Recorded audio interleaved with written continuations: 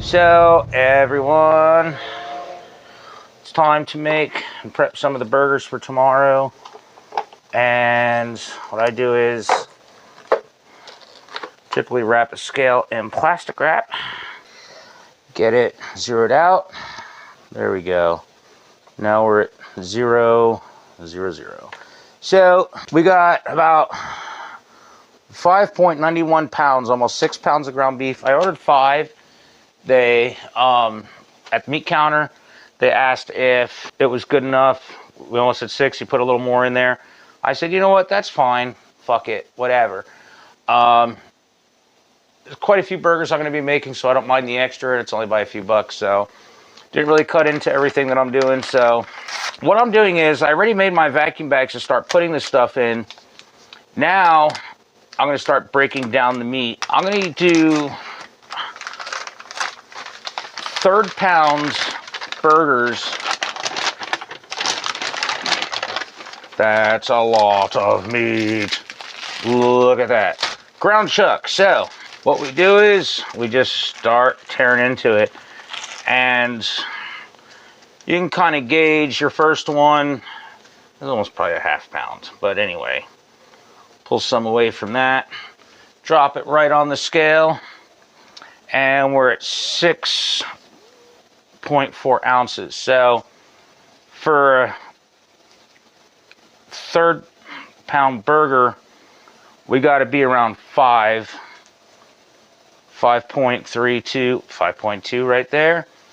And we're going to do these as smash burgers. So we're just going to kind of get them into approximate patties, because before I throw these on the grill, and the only reason why I'm doing these in the shape that I'm doing them is because I'm going to, when I take them out, I'm going to squish them like this, drop them on the grill, and as they cook, smash them down. So for the purposes of bagging, I do want somewhat of a patty, but almost kind of ballish. So that's what it looks like before I put it in the bag. I'm going to make, I'm splitting these up. That's 4. 5.1. We don't need to be so exact. 5.2. There we go. But the reason why I use this scale and why I wrap it in plastic to protect the scale, any kind of contamination, even though I clean the scale off, it's a lot easier to clean later on. So yeah, and I have all my bags ready to start bagging them, and I'm going to break them down into batches of about 8 per bag. And the last few, well, some of the bags are only going to have a couple in them, but yeah, there's a lot of burgers to make, and it's storming. And one of my clients called and said, it looks like it's going to be raining in our area tomorrow. And 5.2, that's good. So they have a rain date for the fireworks in their town that it feels like about 4. Yeah, it's 4.5 ounces. That'll make it 5.5. Not bad. 5.2. I'll take it. Yeah.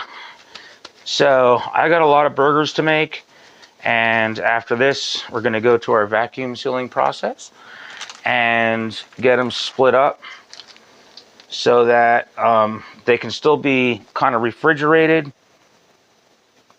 and get them, bring them out in batches as we need them, because the one party is going to have like rotating company.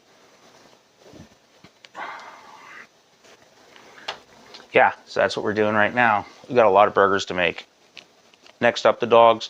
We're going to come back and seal these up and get them portioned, or not portioned out, but like split up so that we're not taking every burger out at the same time and making patties at the venue.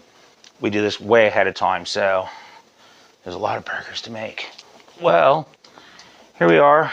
Our hamburger prep is pretty much done, and we got 5.3 ounces of ground beef. Like I said, we're going to do these in about 4 a bag to get them portioned out and then start vacuum sealing them. So yeah, that's the next step. And I'm going to go ahead and bag all these up, and then we're going to seal them and move on to the next thing. We got to make a garlic butter sauce and all kinds of cool stuff. So yeah, there's a lot to do. I also got to start separating 2 pounds of cheddar, mild cheddar cheese. There's a lot going on for the next 2 days with this. So yeah, we're moving on to the next step. Smash burgers getting made right now. We're getting there. So got them all bagged up, 4-pair bag, last 2 extras, and everything for what we need. And it's time to vacuum seal them. Now, when you go to vacuum seal anything, I need a little more flatter area on the top part where it starts sucking in, and we're not going to suck them down real flat. Just take our vacuum sealer, and eventually, as I'm pulling these out, they're going to be reformed into bowls, I should say. So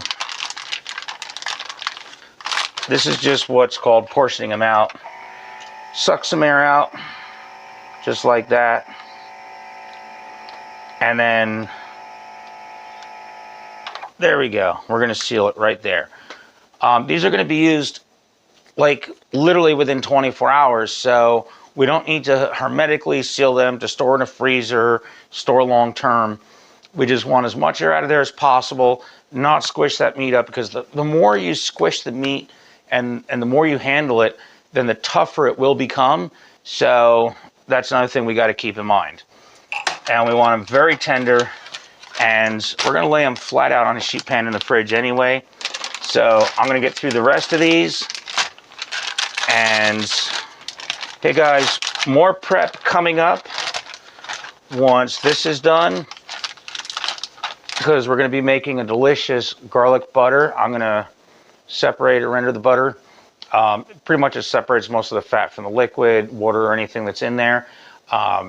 Mashed garlic. We're going to use some kitchen power tools. Also, hope you like the steak or the burger seasoning that I did. And this is like a cool little behind the scenes of, like, you know, what Freak Chef, what leads up to a Freak Chef event. So I hope you guys are liking it. Thank you all much. Thank you so much for your support and all of you guys, for everything you do and supporting me. And thanks for hiring. Thanks for booking me and all that. It's awesome. If you want your private culinary pain toy, or erotic chef, or something kinky for your event or whatever, I'm there. I'm ready. I can cook almost anything. Go to my website, paintfreakofficial.com, and book me. Love you guys.